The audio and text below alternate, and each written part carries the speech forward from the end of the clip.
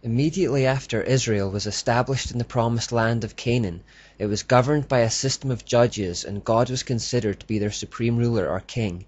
But by the time of 1 Samuel, the people started to demand a human king in order to be like the other nations around them.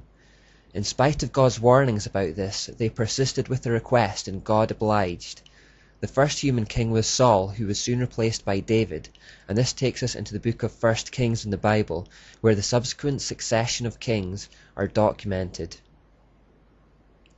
These transitions of leadership led to a downward spiral and the eventual division of Israel, and throughout it all we see a constant invasion of Baal worship over the years. Satan was still going with Plan A at this point. The pivotal figure was King Ahab, and just as Nimrod's importance was hinted at by the extra attention given to him in Genesis, the same can be said of King Ahab in the book of 1 Kings. The writer makes sure to elaborate on his reign and to tell us his story in greater depth than the other kings.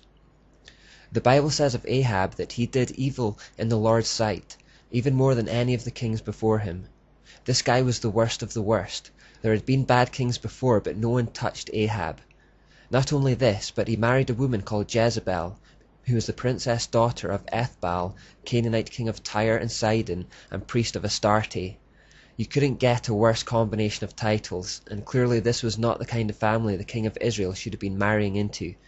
For a people that God was intent on keeping undefiled and pure, this marriage would pose significant problems.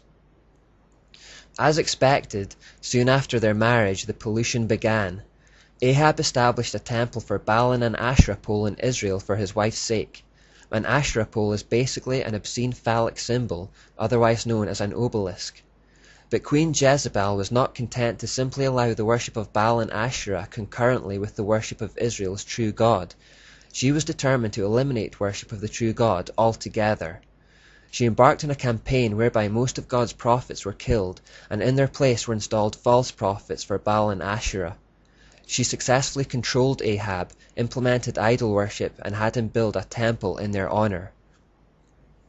As a result, the biblical record shows Israel plunging from the heights of David's glorious and godly reign to the depths of the pagan idolatry and Satanism under Ahab, and this was in many ways Israel's darkest hour. Satan was very close to winning God's chosen people to himself, once and for all. The apostasy of Israel was almost complete. The foundations of godliness were fast crumbling. The judgment of God was forthcoming. Now, do Ahab and Jezebel remind you of anyone? They were virtually identical to Nimrod and Semiramis. It's almost as though Satan thought to himself that since this tactic had worked so well in Babylon, it might just be the one that would finally clinch victory in the battle to subvert the Israelites. Like when a play or shot works particularly well in sports, you're tempted to use it again in the hope it produces the same result. This is what he was doing. He was attempting to create the same kind of structure within Israel that he had created in Babylon, and was hoping the same end would be achieved. Just as Semiramis had risen to power on the coattails of Nimrod, the evil Jezebel wed herself to Ahab and introduced idolatry into their life as an evil religious practice.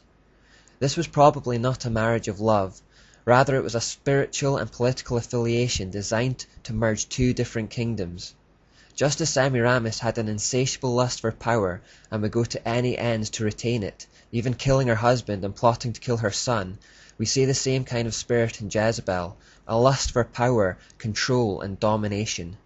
Given her background in Baal worship, where sex acts and licentious living was exalted as a way to tap into the power of the gods, she would have had no qualms about sleeping her way to the top. Ahab, king of Israel, was completely subdued and dominated by Jezebel. Israel was now full of pagan shrines, filled with priestess prostitutes, servicing the worshippers. The sexual lure was more than the men of Israel could resist. By Jezebel's influence, 10 million Israelites left the worship of God for Baal and Ashtoreth. Only 7,000 people in the entire nation were not swayed by her control. This is how close Satan came to claiming Israel and thus removing the last remaining barrier between him and world domination. God, however, as always, had a man for the job, Elijah. Jezebel had killed most of God's prophets but hadn't managed to get her hands on Elijah yet, and it was he who God used to turn Israel back from the brink.